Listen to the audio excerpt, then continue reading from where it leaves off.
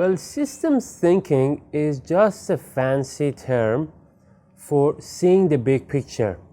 The ability of a leader to see the big picture, connect the dots, and find relationships that may be hidden to other people is called systems thinking. Now, why do we call it systems thinking?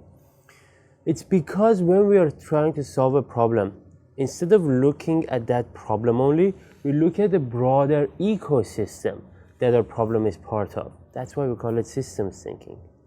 Now, to illustrate how systems thinking works, I'm going to tell you a story, a kind of a funny story. Back in the colonial time when the British ruled India, there was a problem with cobras in the city of Delhi.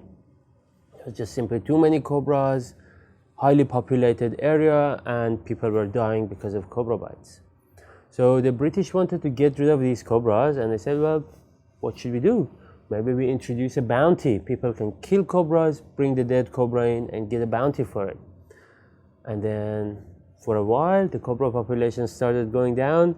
And then after a while, what happened was certain entrepreneurs in Delhi found out, well, they can make money from this. So they started breeding cobras.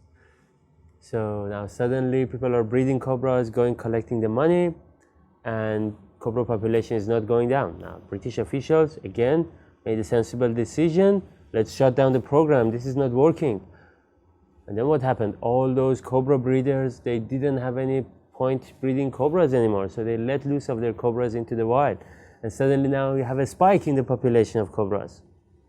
So this is a classic example of not applying systems thinking. It's called the cobra effect, where our solution makes the problem worse. Now, both those decisions to introduce a bounty and shut down the program, they sounded like sensible decisions at the time of making. They sounded like the right thing to do. But because those decision makers focused on the problem only and didn't look outside the problem, didn't look at the broader ecosystem, didn't think about what could be the unforeseen consequences of their decisions, it led to make the problem worse. Now there is another metaphor that Ross Acuff, one of the greatest systems thinkers in the 20th century, uses. He talks about, well, let's suppose you want to look at the car steering wheel and you want to figure out how it works. Why does the car go to the left when you steer to the left? Why does the car go to the right when you steer to the right? What you do in this case is you analyze it. You break down the problem to sub-problems. You look at the steering wheel, there's a shaft there going down, there are gears, how it works, and you get your answer. But if your question is, why do we drive on the left side of the road in Australia and the right side of the road in the US, it doesn't matter how much you analyze it, how much you break it apart, how much you look at the steering wheel, you're not going to find your answer there. The answer is outside your object of interest. The answer is in the history. The answer is in the ecosystem, broader ecosystem outside the car. That's when you apply systems thinking, or what we technically call synthesis, where we look outside our object of interest, find what are the various things, what are the various components of the system, how they interact to each other. If we got time, we could model that system. We could use causal loop diagrams or various other modeling tools to model the entire system. Then we could poke the system from various different directions with possible solutions and see how the system reacts to those solutions. But you don't always have to model the system and go all the way in. You could just have a systems thinking approach. You could become a systems thinker. How do we do it?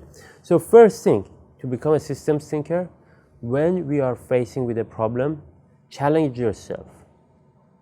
Is this the real problem, or is it just a symptom of a problem? What was the problem that the British officials wanted to solve? Was it to reduce the population of cobras, get rid of cobras?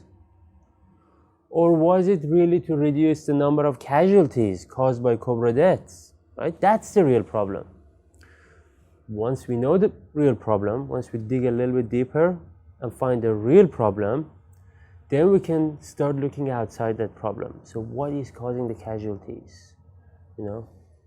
And then we can think about what are some possible solutions that we could implement here. And then we could think about what are the unforeseen consequences of these solutions. And at the end of the day, there's a saying in systems thinkers, in systems thinking community, that the easy way out usually leads back in. So, this is the problem that politicians, managers, leaders always face.